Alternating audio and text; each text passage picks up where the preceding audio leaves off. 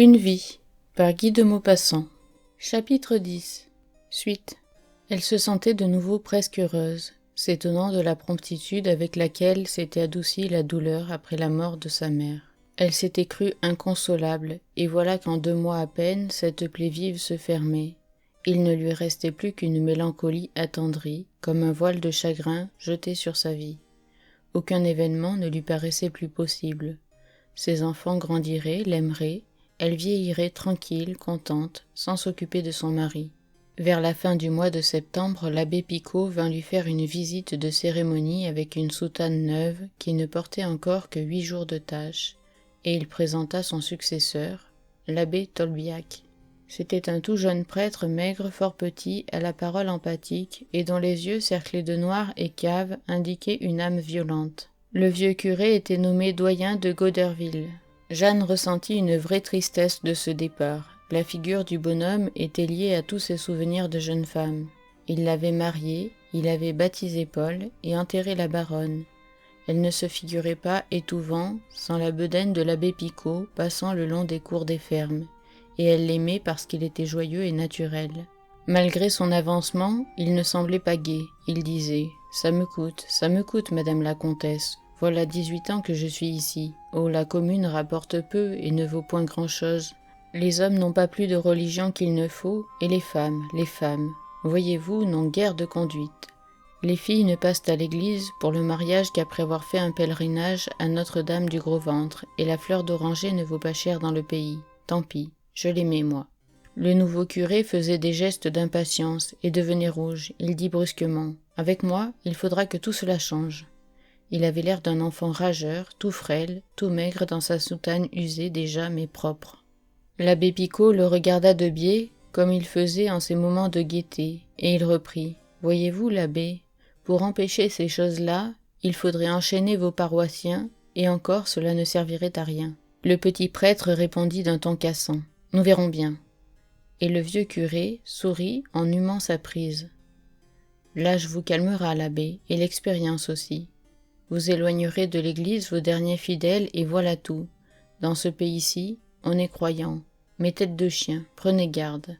Ma foi, quand je vois entrer au prône une fille qui me paraît un peu grasse, je me dis, c'est un paroissien de plus qu'elle m'amène. Et je tâche de la marier. Vous ne les empêcherez pas de fauter, voyez-vous. Mais vous pouvez aller trouver le garçon et l'empêcher d'abandonner la mère. Mariez-les, l'abbé, mariez-les. Ne vous occupez pas d'autre chose. » Le nouveau curé répondit avec rudesse « Nous pensons différemment, il est inutile d'insister. » Et l'abbé Picot se remit à regretter son village, la mer qu'il voyait des fenêtres du presbytère, les petites vallées en entonnoir où il allait réciter son bréviaire en regardant au loin passer les bateaux. Et les 2 prêtres prirent congé. Le vieux embrassa Jeanne qui faillit pleurer. 8 jours plus tard, l'abbé Tolbiac revint. Il parla des réformes qu'il accomplissait, comme aurait pu le faire un prince prenant possession de son royaume. Puis il pria la comtesse de ne point manquer l'office du dimanche et de communier à toutes les fêtes. « Vous et moi, disait-il, nous sommes la tête du pays. Nous devons le gouverner et nous montrer toujours comme un exemple à suivre. Il faut que nous soyons unis pour être puissants et respectés. L'église et le château se donnant la main, la chaumière nous craindra et nous obéira. » La religion de Jeanne était toute de sentiment. Elle avait cette foi rêveuse que garde toujours une femme, et si elle accomplissait à peu près ses devoirs, c'était surtout par habitude gardée du couvent, la philosophie frondeuse du baron ayant depuis longtemps jeté bas ses convictions. L'abbé Picot se contentait du peu qu'elle pouvait lui donner et ne la gourmandait jamais, mais son successeur, ne l'ayant point vue à l'office du précédent dimanche, était accouru inquiet et sévère. Elle ne voulut point rompre avec le presbytère et promit, se réservant de ne se montrer assidue que par complaisance dans les premières semaines. Mais peu à peu elle prit l'habitude de l'église et subit l'influence de ce frêle abbé intègre et dominateur. Mystique, il lui plaisait par ses exaltations et ses ardeurs. Il faisait vibrer en elle la corde de poésie religieuse que toutes les femmes ont dans l'âme. Son austérité intraitable, son mépris du monde et des sensualités, son dégoût des préoccupations humaines, son amour de Dieu, son inexpérience juvénile et sauvage, sa parole dure, sa volonté inflexible donnaient à Jeanne l'impression de ce que devaient être les martyrs, et elle se laissait séduire, elle, cette souffrante déjà désabusée par le fanatisme rigide de cet enfant, ministre du ciel. Il l'a menée au Christ consolateur, lui montrant comment les joies pieuses de la religion apaiseraient toutes les souffrances, et elle s'agenouillait au confessionnal, s'humiliant, se sentant petite et faible devant ce prêtre qui semblait avoir 15 ans. Mais il fut bientôt détesté par toute la campagne. D'une inflexible sévérité pour lui-même, il se montrait pour les autres d'une implacable intolérance. Une chose surtout le soulevait de colère et d'indignation, l'amour. Il en parlait dans ses prêches avec emportement, en termes crus, selon l'usage ecclésiastique, jetant sur cet auditoire de rustre des périodes tonnantes contre la concupiscence, et il tremblait de fureur, trépigné, l'esprit hanté des images qu'il évoquait dans ses fureurs.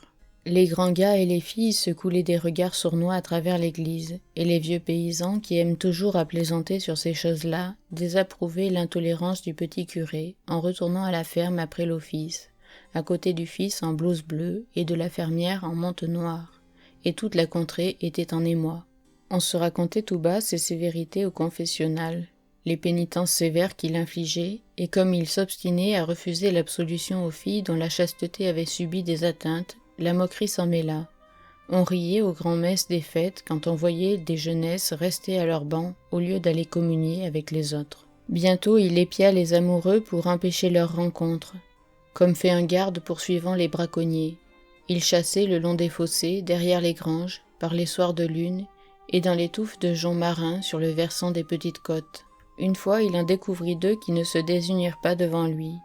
Ils se tenaient par la taille et marchaient en s'embrassant dans un ravin rempli de pierres. L'abbé cria « Voulez-vous bien finir, manant que vous êtes ?» Et le gars, s'étant retourné, lui répondit « Mêlez-vous de vos affaires, monsieur le curé, celle-là ne vous regarde pas. » Alors l'abbé ramassa des cailloux et les leur jeta comme on fait aux chiens. Ils s'enfuirent en riant tous 2, et le dimanche suivant, il les dénonça par leur nom en pleine église. Tous les garçons du pays cessèrent d'aller aux offices. Le curé dînait au château tous les jeudis et venait souvent en semaine causer avec sa pénitente. Elle s'exaltait comme lui, discutait sur des choses immatérielles, maniait tout l'arsenal antique et compliqué des controverses religieuses. Ils se promenaient tous 2 le long de la grande allée de la Baronne en parlant du Christ et des apôtres et de la Vierge et des pères de l'Église, comme s'ils les eussent connus. Ils s'arrêtaient parfois pour se poser des questions profondes qui les faisaient divaguer mystiquement, elle se perdant en des raisonnements poétiques qui montaient au ciel comme des fusées, lui plus précis, arguant comme un avoué monomane qui démontrerait mathématiquement la quadrature du cercle. Julien traitait ce nouveau curé avec un grand respect, répétant sans cesse « Il me va, ce prêtre-là, il ne pactise pas ». Et il se confessait et il communiait à volonté, donnant l'exemple prodigalement. Il allait maintenant presque chaque jour chez les Fourville, chassant avec le mari qui ne pouvait plus se passer de lui et montant à cheval avec la comtesse malgré les pluies et les gros temps. Le comte disait « Ils sont enragés avec leur cheval, mais cela fait du bien à ma femme ». Le baron revint vers la mi-novembre. Il était changé, vieilli, éteint, baigné dans une tristesse noire qui avait pénétré son esprit. Et tout de suite l'amour qui le liait à sa fille sembla accru, comme si ces quelques mois de morne solitude eussent exaspéré son besoin d'affection, de confiance et de tendresse. Jeanne ne lui confia point ses idées nouvelles, son intimité avec l'abbé Tolbiac et son ardeur religieuse. Mais la première fois qu'il vit le prêtre, il sentit s'éveiller contre lui une inimité véhémente. Et quand la jeune femme lui demanda le soir « Comment le trouves-tu » il répondit « Cet homme-là, c'est un inquisiteur, il doit être très dangereux. » Puis, quand il eut appris par les paysans dont il était l'ami les sévérités du jeune prêtre, ses violences, cette espèce de persécution qu'il exerçait contre les lois et les instincts innés, ce fut une haine qui éclata dans son cœur.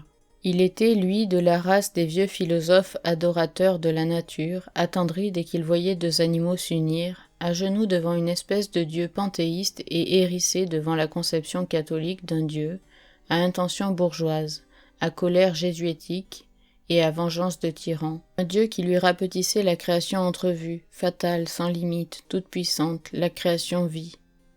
Lumière, terre, pensée, planche, roche, homme, air, bête, étoile, Dieu, insecte en même temps, créant parce qu'elle est création plus forte qu'une volonté, plus vaste qu'un raisonnement, produisant sans but, sans raison et sans fin, dans tous les sens et dans toutes les formes à travers l'espace infini, suivant les nécessités du hasard et le voisinage des soleils chauffant les mondes. La création contenait tous les germes, la pensée et la vie se développant en elle comme des fleurs et des fruits sur les arbres. Pour lui donc, la reproduction était la grande loi générale, l'acte sacré, respectable, divin, qui accomplit l'obscure et constante volonté de l'être universel. Et il commença, de ferme en ferme, une campagne ardente contre le prêtre intolérant, persécuteur de la vie. Jeanne, désolée, priait le Seigneur, implorait son père, mais il répondait toujours « Il faut combattre ces hommes-là, c'est notre droit et notre devoir, ils ne sont pas humains. » Il répétait en secouant ses longs cheveux blancs « Ils ne sont pas humains, ils ne comprennent rien, rien, rien. Ils agissent dans un rêve fatal, ils sont antiphysiques. » Et il criait « Antiphysique » comme s'il eût jeté une malédiction. Le prêtre sentait bien l'ennemi, mais comme il tenait à rester maître du château et de la jeune femme, il temporisait, sûr de la victoire finale.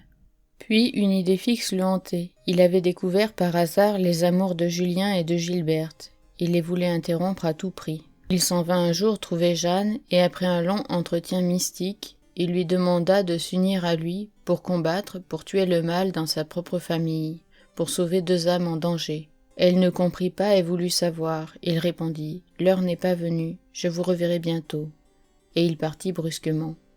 L'hiver alors touchait à sa fin, un hiver pourri, comme on dit aux champs, humide et tiède. L'abbé revint quelques jours plus tard et parla en termes obscurs d'une de ces liaisons indignes entre les gens qui devraient être irréprochables. Il appartenait, disait-il, à ceux qui avaient connaissance de ces faits de les arrêter par tous les moyens. Puis il entra en des considérations élevées, puis, prenant la main de Jeanne, il l'adjura d'ouvrir les yeux, de comprendre et de l'aider.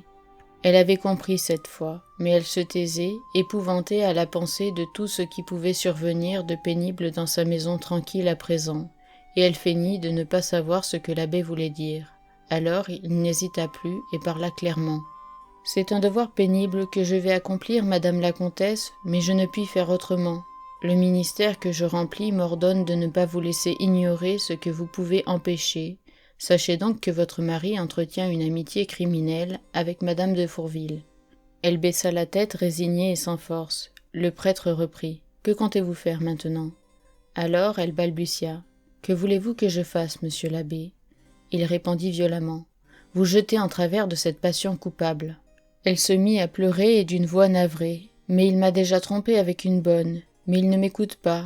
Il ne m'aime plus.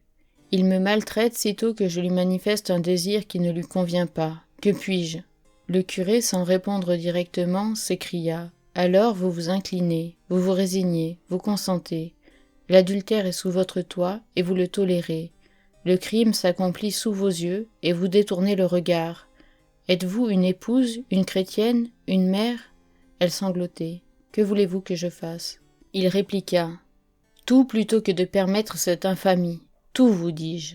Quittez-le, fuyez cette maison souillée. » Mais elle dit. « Mais je n'ai pas d'argent, monsieur l'abbé. Et puis, je suis sans courage maintenant. Et puis comment partir sans preuve? Je n'en ai même pas le droit. » Le prêtre se leva frémissant. « C'est la lâcheté qui vous conseille, madame. Je vous croyais autre. Vous êtes indigne de la miséricorde de Dieu. » Elle tomba à ses genoux. « Oh, je vous en prie, ne m'abandonnez pas, conseillez-moi. » Il prononça d'une voix brève. « Ouvrez les yeux de monsieur de Fourville. C'est à lui qu'il appartient de rompre cette liaison. » À cette pensée, une épouvante la saisit. « Mais il les tuerait, monsieur l'abbé, et je commettrai une dénonciation. Oh, pas cela, jamais. » Alors il leva la main comme pour la maudire, tout soulevé de colère. « Restez dans votre honte et dans votre crime, car vous êtes plus coupable qu'eux. Vous êtes l'épouse complaisante. Je n'ai plus rien à faire ici. » Et il s'en alla si furieux que tout son corps tremblait. Elle le suivit, éperdue, prête à céder, commençant à promettre, mais il demeurait vibrant d'indignation, marchant à pas rapides, en secouant de rage son grand parapluie bleu, presque aussi haut que lui. Il aperçut Julien debout près de la barrière, dirigeant des travaux des branchages. Alors il tourna à gauche pour traverser la ferme des Couillards, et il répétait « Laissez-moi, madame, je n'ai plus rien à vous dire. » Juste sur son chemin, au milieu de la cour, un tas d'enfants, ceux de la maison et ceux des voisins attroupés autour de la loge de la chaîne Mirza, contemplaient curieusement quelque chose, avec une attention concentrée et muette. Au milieu d'eux, le baron, les mains derrière le dos, regardait aussi avec curiosité. On eût dit un maître d'école. Mais quand il vit de loin le prêtre, il s'en alla pour éviter de le rencontrer, de le saluer, de lui parler. Jeanne disait suppliante, « Laissez-moi quelques jours, monsieur l'abbé, et revenez au château, je vous raconterai ce que j'aurai pu faire, et ce que j'aurai préparé, et nous aviserons. » Ils arrivaient alors auprès du groupe des enfants, et le curé s'approcha pour voir ce qui les intéressait ainsi. C'était la chienne qui mettait bas. Devant sa niche, 5 petits grouillaient déjà autour de la mère qui les léchait avec tendresse, étendue sur le flanc, tout endolorie. Au moment où le prêtre se penchait, la bête crispée s'allongea et un 6e petit toutou apparut. Tous les galopins alors, saisis de joie, se mirent à crier en battant des mains. « En v'là encore un, en v'là encore un !» C'était un jeu pour eux, un jeu naturel où rien d'impur n'entrait. Ils contemplaient cette naissance comme ils auraient regardé tomber des pommes. L'abbé Tolbiac demeura d'abord stupéfait, puis saisi d'une fureur irrésistible, il leva son grand parapluie et se mit à frapper dans le tas des enfants, sur les têtes de toute sa force. Les galopins effarés s'enfuirent à toutes jambes. Et il se trouva subitement en face de la chienne en gésine qui s'efforçait de se lever. Mais il ne la laissa pas même se dresser sur ses pattes, et la tête perdue, il commença à l'assommer à tour de bras. Enchaînée, elle ne pouvait s'enfuir, et gémissait affreusement, en se débattant sous les coups. Il cassa son parapluie. Alors, les mains vides, il monta dessus, la piétinant avec frénésie, la pilant, l'écrasant, lui fit mettre au monde un dernier petit qui jaillit sous la pression, et il acheva d'un talon forcené, le corps saignant qui remuait encore au milieu des nouveau-nés, piaulant, aveugle et lourd, cherchant déjà les mamelles. Jeanne s'était sauvée, mais le prêtre soudain se sentit pris au cou. Un soufflet fit sauter son tricorne, et le baron, exaspéré, l'emporta jusqu'à la barrière et le jeta sur la route. Quand monsieur le pertuis se retourna, il aperçut sa fille à genoux sanglotant au milieu des petits chiens et les recueillant dans sa jupe. Il revint vers elle à grands pas, en gesticulant, et il criait « Le voilà, l'homme en soutane. L'as-tu vu maintenant ?» Les fermiers étaient accourus, tout le monde regardait la bête éventrée, et la mère Couillard déclara « C'est-il possible d'être sauvage comme ça ?» Je vous dis à bientôt pour une nouvelle vidéo. N'hésitez pas à vous abonner.